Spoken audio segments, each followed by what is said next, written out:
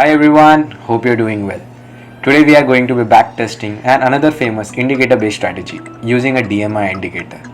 For those who are new to trading, in 1978, J. Wells created an indicator called DMI and ADX. J. Wells also created few other famous indicators like RSI and ATR.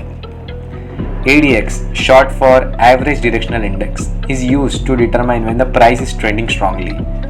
We will talk about ADX in our future videos, so today we will be only focusing on DMI.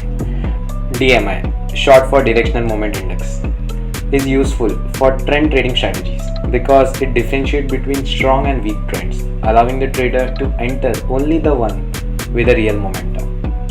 Well, DMI indicator consists of two lines. One is positive DI and another is negative DI. Well, the positive DI generally moves in sync with price, which means the positive DI rises when the price rises and it falls when the price falls. It is important to note that negative DI behaves in an opposite manner and moves counter directional to price. The negative DI rises when the price falls and it falls when the price rises. So I think that's simple enough. So let's go to the indicator. This is what a DMI indicator looks like. By default, DMI indicator will come with three lines: a pink line called ADX, a blue line called positive DI, and an orange one called a negative DI.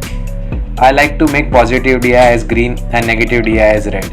I'll also hide the ADX. This is a personal preference.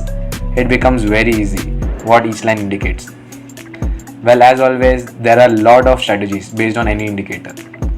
But in general, people trade crossovers of two DIs. So if positive DI crosses negative DI from below, it's considered as a buy signal. Similarly, if negative DI crosses positive DI from below, it's considered as a sell signal. People also use ADX along with the crossovers, but today we will be only checking the real win rates of positive DI and negative DI crossovers. So we will cover ADX strategies in future videos. Those who want to know more about positive DI and negative DI, it is considered complicated, but I'll still put the formula in the screen. It's the positive DI is basically defined as exponential moving average of an upward price movement divided by exponential moving average of a true price range of the price. Similarly, the negative DI, exponential moving average of the downward price movement divided by exponential moving average of the true price range. The standard interval used here are 14 periods, as you can see in the indicator also. As always, we are going to be taking 100 trades on these 4 nifty stocks displayed on the screen, which will give us better idea of how a DMI crossover strategy would work in an Indian market. So that's pretty much you need to know about DMIs.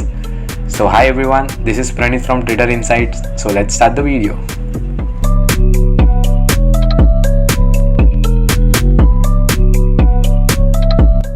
So let me explain the strategy real quick.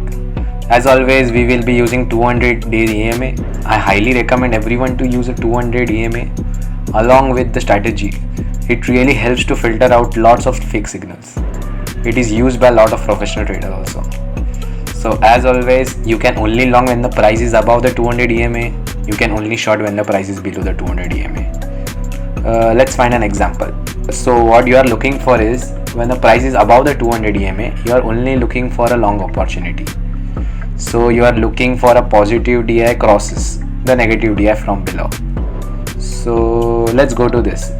Positive DI is crossing the negative DI from below and the price is above the 200 EMA. We are going to take a long trade on this candle when it closes. So we would buy here, set our stop loss to the nearest swing low and then aim for a 1.5 risk reward ratio. So this trade would have been a winner. And it's opposite for a short trade. Only take short trade when the price is below the 200 EMA and negative DI crosses positive DI from below. You would set your stop loss to the nearest swing high for the short setup. Anyways, so that's the setup. Let's test the strategy for 100 times and see what's the real win rate. I'll let you know the full results after the test. You could also see the trade by slowing the speed in YouTube playback. Anyways, I'll start the fast forward.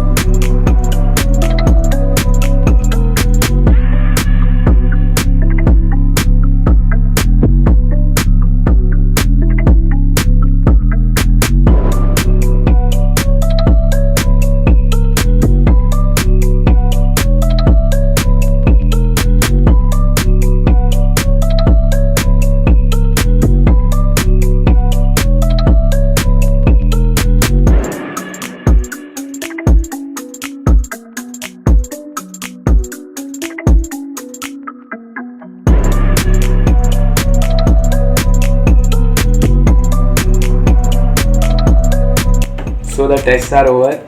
As you can see, total number of trade was 100, out of which 54 were win and 46 were lose. Winning percentage was 54%, total gain in an account was 41.65%. Max drawdown is minus 11.23%. You can also see the equity curve and max drawdown curve. So max continuous win in a row was 8 and continuous lose in a row was also 8. Total duration of the test was 2.8 months. So the strategy is quite profitable, which is good. But the only problem is the drawdown, which is minus 11.23%. That is quite high comparing to other strategies. The strategy really suffers in sideways market. As above, you can see 8 continuous lose in a row. This would really test anyone's patience. That's the reason I'm stressing on the importance of backtesting of any strategies for everyone. This really gives you a better view of exactly what you can expect trading consistently this strategy over a course of time. Without this, you won't have the mental strength to keep going on the strategy. You should also try to optimize any strategy and try to increase the win rate. Also, I have added this strategy in the Google Sheet. Link will be in the description.